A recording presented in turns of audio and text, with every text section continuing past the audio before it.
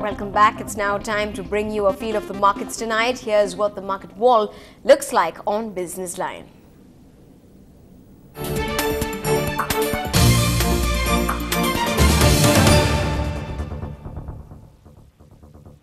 Markets have sold off for the second straight day in trade today. The Nifty and the Sensex both ending the day with losses of nearly just over 1%. The Nifty finally shutting shop above that crucial 5,900 mark, and that of course only sort of came in through in the last few minutes of trade. The market's down about 1.25% on the Nifty and the Sensex. Breadth of the market was very pathetic. In fact, for every one odd stock advancing and about 7 odd stocks that were actually declining.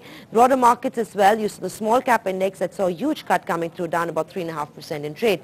Those are the top losers on the Nifty. Reliance Communication was off 3.5%. Reliance Capital lost off 3.5% in trade. DLF and Infosys were amongst the other top losers coming in from the Nifty pack. Well, also a quick mention, volumes also piled up towards the end. You had about 1.2 lakh crore stocks that actually were traded in today's session. Those are the mid-cap losers because that's where the big pressure point was. Ruchi Soya was down about 30-odd%. Uflex lost at 17%. KSOL was down 15-odd%. Kalturi Global also hit low circuit, down about 10-odd% in trade. Of course, remember, all these stocks have been muddled in some sort of the other controversy, of course. Well, banking stocks continue to sell off for the second straight day. Axis Bank was off 6-odd%. HDFC, SBI and PNB were amongst the other top losers coming in from the banking sector, as brokerages are now turning a little more cautious towards the space as a number of banks have actually gone ahead and hiked the deposit rates. Well, this was the only space that saw some sort of buying interest in green on the charts. HBCL was up 3.5%. BPCL IOC also gained in trade on back of that subsidy payout coming in from the government in today's session. So that was, of course, that space which saw buying interest. These were the rare gainers. Amtech Auto did decently well, up about 10-odd%. Volumes as well on that counter weren't too bad. Hexaway holding steady, 3.5% gains coming in for the counter. Mosabair also didn't do too badly, 2.5% gains in today's trading session. Well, that was a huge cut coming in for the Lal Street. A lot of those concerns domestic as opposed to anything global, but nevertheless, global cues will be important to see whether or not the markets are able to hold that 5,900 mark in opening trade tomorrow. Well, on to some national news now. A day after the blast in Varanasi that claimed the life of an 18-month-old girl, the blame game has begun. Home Minister P. Chidambaram, who visited the blast site today, said specific advisory on terror threats to the Ghats were ignored, thereby putting the onus on the state government. Meanwhile, the state government refuses that the centre gave them any credible heads-up in the first place. I'm not here to do a jugalbandi. I'm not here to blame anyone. I have already told you that advisories have been issued. On the 25th of February 2010, a specific advisory was given regarding the Das Ashwamedh Ghat. Now, obviously, no one can give more specific intelligence than that. Anyway, I'm not responding to such statements. It is the duty of every state government to provide security to its people, and I'm sure the government of Uttar Pradesh realizes its duty.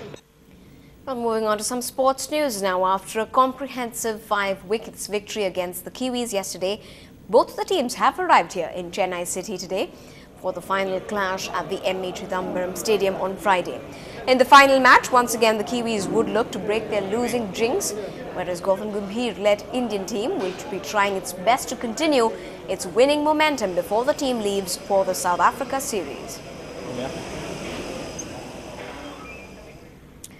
Well, moving to news from the entertainment wire, from managing books in Landmark to selling celluloid dreams, Miskin is one of the modern-day success stories in Tinseltown. Controversies have a way of finding him, but success has a habit of catching up with him. From the sleeper hit Chittiram Pesudari, his first film, to Anjade, his next, to the recent release Nandalala, Miskin has had a checkered innings, and our reporter Lalit Jude traces that journey. அச்சம் தவிர் நையப்புடை மானம் போற்று. Nareen and Bhavna were not big names in 2006. But when Chittiram Pesudari released that year with the two as the lead pair, the film became the talk of the town. And all because of a hard-hitting script which carved a romance between a henchman and a NGO. And even as the film's signature song became a hit, Miskin became a celeb in his own right.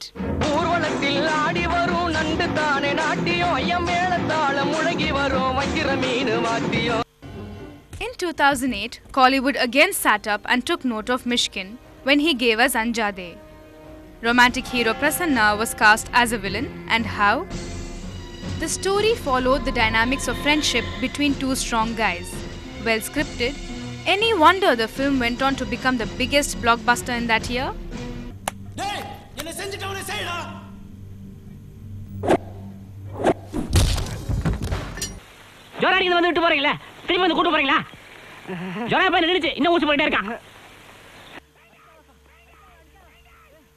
Nandalala has redefined the contours of a typical Tamil film. The film, a road journey shared by a mentally challenged 30-year-old who runs away from an asylum and a 6-year-old schoolboy who plays hooky from school and hits the road, both of them in search of their mothers, is mind-blowing.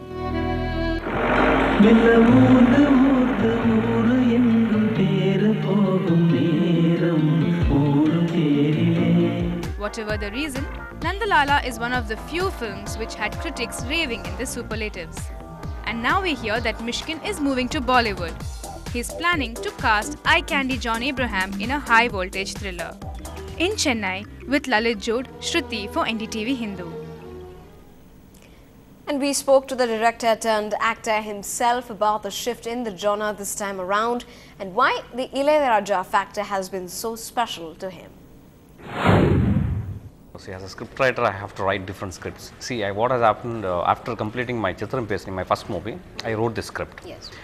So nearly for 1.5 years, I was struggling to get this movie to the screen, but I was discouraged by all the producers and the actors. So I had to give up this script. Then in an anger, I wrote Anjade in 37 days. Then I took the movie, it became a blockbuster. And after that, again I took the script from the dustbin and I started meeting the producers and the actors. The same discouragement in a bigger way. So I didn't want to give up my script again. So I think it is very close to my heart, this Nandalala. So then I decided to act myself as a protagonist of the Bhaskaramani character. But on most of the posters of your films, it's the name of music maestro Ilayaraja, which comes first, rather than the director's name first. So I mean, as soon as you listen to the tracks, it is a signature track, more or less. Why did you choose to do that? No, that is not a big thing. See, when my designer sent me the copy of first design of Nandalala, I saw that it was very. I didn't like seeing my name is on Ilayaraja. So I told them, you just put it. I always believe that I want to sit below under Ilayaraja. So that is a respect I want to give him throughout my life. But you've been a fan of naturally him. Everybody. I was born in 19. Why did it take you 3 movies? Or was this something very special, close to your heart? In fact, I wanted to work with him on my first movie itself. Right. It was not possible because my producers, they said, why don't we go for a budget concern. Then when I wrote Nandalala, the second line I wrote is Ilayaraja. So that's how I identify Nandalala with Ilayaraja. I don't think without Ilayaraja I would have made that movie. And I don't think the whole movie, if you look, there are I would say 75% of the movie is full of silence. So only Ilayaraja can accompany me. In fact, Ilayaraja, we both are walking and Ilayaraja also coming along with us on the whole movie. So that's how I see. Without Ilayaraja, I don't think Nandalala is possible. Well, that's the news tonight. Thanks so much for being with us.